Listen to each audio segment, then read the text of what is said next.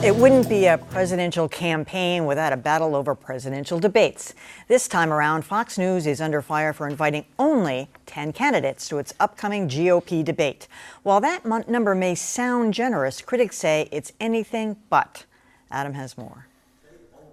The 2016 presidential race is still young, but Carly Fiorina is already drawing praise for her skill on the stump. I'm looking forward to seeing you in the debates. I think you're going to bring a lot of energy. Well, thank you. When Fox News hosts the first GOP debate on August 6th, though, the former Hewlett-Packard CEO may not be on stage. That's because Fox is only inviting the top 10 candidates based on national polls. As of today, Fiorina wouldn't make the cut.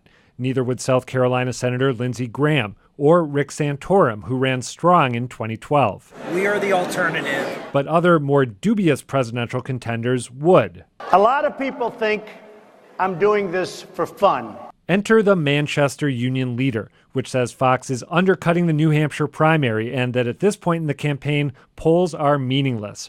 The paper is fighting back, planning its own candidate forum the same day as Fox's debate, which prompted Fox to schedule another debate for candidates who didn't make the cut. But here's the catch. Sometimes a little exclusion is a good thing. It's 3 agencies of government when I get there that are gone. Commerce, education, and the, what's the third one there? Let's see. The trick is figuring out how to separate the viable candidates from the duds. Who am I? Why am I here? And when the polls really start to matter.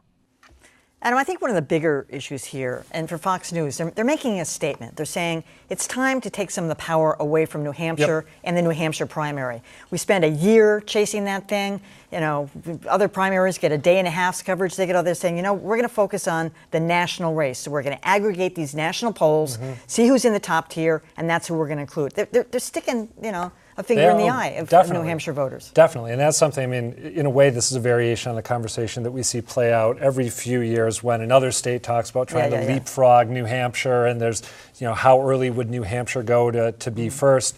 The counter argument that comes from New Hampshire is that, you know, the polls don't matter now. This is all about name recognition and money. The people who are going to make the cut here are the people who, you know, are widely known around the country, not the people who are necessarily good campaigners.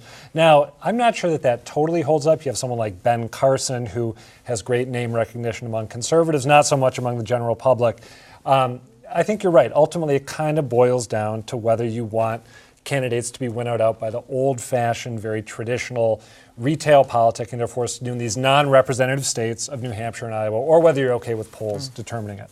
Well, there is no retail politics anymore. I mean, they're all just performing, even when they appear to be engaging in retail politics. I'm all for winnowing it down to the serious candidates late in the process. But 6-7 months before the primary, do the cable news channels really have anything better to do than host debates? I mean, if there's 20 or 30 theme today. I mean, if there's 20 or 30 candidates, why not have, you know, 3 or 4 debates, each one featuring a different group of candidates? Well, they are going to do that, but they're going to tier them. They're going to add another. Well, don't tier them. You know, have it by alphabetical order or by random lot or something. They can winnow it down later on when people are starting to get more serious. But this is a time for the candidates to be able to introduce themselves to the public. We in the media shouldn't be standing in the way of their ability to do that. It seems to me that when there are too many candidates to fit realistically on a stage, it's probably too early in the game to have a debate with all of the candidates. I think that there's some value in having retail politics still. I think the arguments that New Hampshire is advancing are completely self-interested. They may also be true to some degree. There is an arbitrariness in the polls right now, and having Donald Trump on the stage and potentially the governor of Ohio not on the stage, it's an absurd result. It's an absolutely absurd result.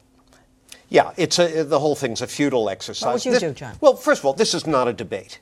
10 people on stage, it just isn't. There's not going to be any debate. It's more like a cattle call. I've done 6. That's the most I've ever done, and it was exhausted. Cracking that whip, my wrist was sore as hell after. There are no candidates yet No one's yet qualified for the ballot in New Hampshire. That's months away from certification for that. So Fox is well within its rights to decide we're going to put on a TV show with some of these candidates and we're going to plop them in there. I do like the point you're making, though, about bringing New Hampshire down a peg. They flirt with insufferability way too much with the whole attitude toward that primary. But let these people go out, try to raise money, try to generate media attention with their ideas or whatever else they might do, and let Donald Trump get in there and bring to the race what the English translation of his name is, and we've discussed that often. You know what that is. You know, one point worth stressing here is that because the field is so full right now and so kind of tightly packed, you could have candidates being excluded from this debate who are just, 1 or 2 percentage points behind the candidates who make the cut, and then going from the bottom of those 10 to the top, there's not that much distance. So I think that's one reason that for some of the candidates the pushback has been so fierce. Because it's really, it's kind of and anyone's game. they've already selected most of them, and something could happen. This August 6th, I think, is the debate. Something could dramatically change. I mean, are they prepared to boot somebody out and put somebody else in? I don't know. Yeah. But the union leader they're going to go ahead with their. They're going to have another, and that'll forum. be interesting to see too. Their JV debate. Well, they want anyone to come who will come. I was under the impression they wanted a second tier debate. I thought they were trying to peel off people from the Fox debate to come to theirs to say, hey, if you're a real New Hampshire, you want to win New Hampshire. Which I kind of love as a tactic on the union leaders. Plus, isn't that the same night that Sharknado 3 is airing? If so, no one is going to watch that. I know where you'll be.